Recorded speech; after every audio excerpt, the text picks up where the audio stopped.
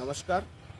আজকের মহামান্য সুপ্রিম কোর্টে SLST 2 2025 অভিজ্ঞতার 10 নম্বর সহ কেন এসএসসি মামলার পরিপ্রেক্ষিতে যোগ্য শিক্ষক শিক্ষিকারা এই ওপেন সিলেকশনে বসবেন, বিভিন্ন মামলা ছিল, সেই সমস্ত মামলার শুনানি কলকাতা হাইকোর্টে পাঠিয়ে দিয়েছেন মাননীয় বিচারক।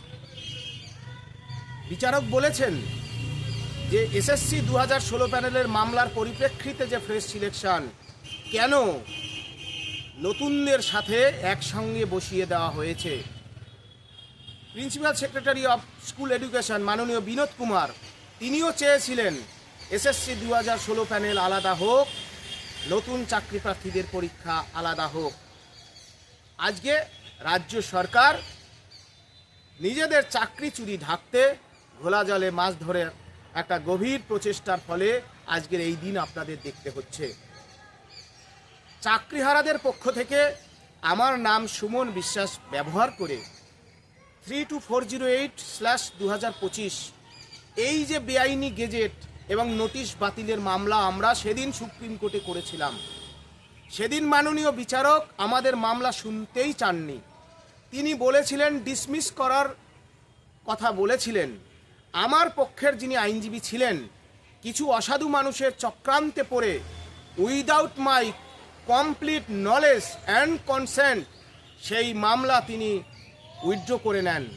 সুতরাং আমাদের এই বক্তব্য প্রথম দিন থেকেই ছিল, এসএসসি 2016 প্যানেলের মামলার পরিপ্রেক্ষিতে যে ফ্রেশ সিলেকশন, যা পরবর্তীকালে ফ্রেশ রিক্রুটমেন্ট, অ্যাফোরশেড পোস্ট, ডিক্লেয়ার ভ্যাকেন্সির কেন নতুন চাকরি প্রার্থীদের সাথে মিলিয়ে দেওয়া হলো।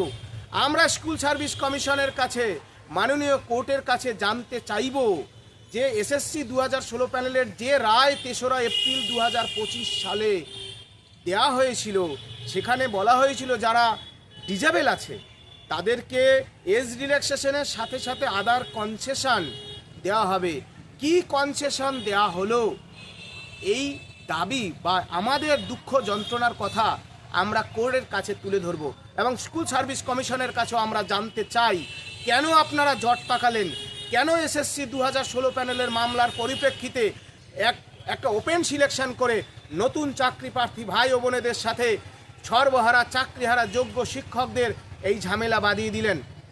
সুতরাং আমরা এই চাকরিচোর সরকারের দুর্নীতির বিরুদ্ধে আপসীন ধারার লড়াইয়ে আছি এবং সরকার, রাজ্য সরকারের কাছে, রাজ্যের মাননীয় মুখ্যমন্ত্রীর কাছে আমাদের পরিষ্কার বক্তব্য, এসএসসি 2016 প্যানেলের একজন যোগ্য শিক্ষককেও যদি বঞ্চিত করা হয়, এই রাজ্য সরকারের বিরুদ্ধে আমরা যুদ্ধ ঘোষণা করব।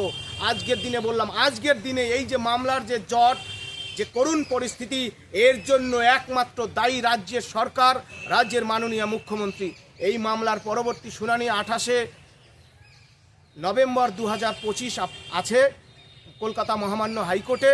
আমি সুমন বিশ্বাস সেই মামলা ইন পার্সন হিসাবে দাঁড়াবো। চাকরিহারাদের সমস্ত অংশদের কাছে আমাদের আবেদন, আপনারা ঐক্যবদ্ধ থাকুন।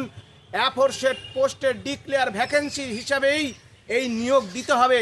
চাকরি চুরির ক্ষত মেটানোর জন্য এসএসসি 2016 প্যানেলকে আলাদা নিয়োগের ব্যবস্থা করতে হবে এবং মহামান্য সুপ্রিম কোর্ট, কলকাতা মহামান্য হাইকোর্ট, প্রত্যেকের কাছে আমরা অনেক আশা, অনেক উৎকণ্ঠা নিয়ে আজকের 26শে নভেম্বর সংবিধানের এই পূর্ণ লগ্নে কোর্টের কাছে আমরা এই আশা রাখি। এসএসসি 2016 প্যানেলের মামলায় আজকের দিন পর্যন্ত মিথ্যা জয়ী হয়েছে, সত্যের পরাজয় হয়েছে।